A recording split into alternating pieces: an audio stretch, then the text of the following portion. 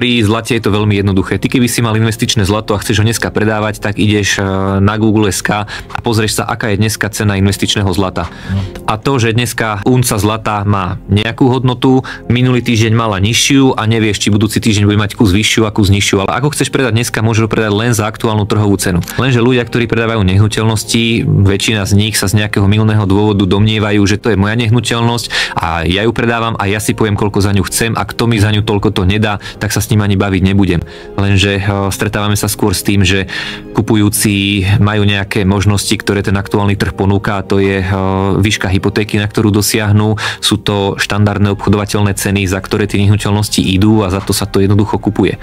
No a pokiaľ vy chcete tu držať ten 150 000 byt v ponuke, tak ho držte, ale tento kupujúci kúpi niečo, čo má reálnu cenovku.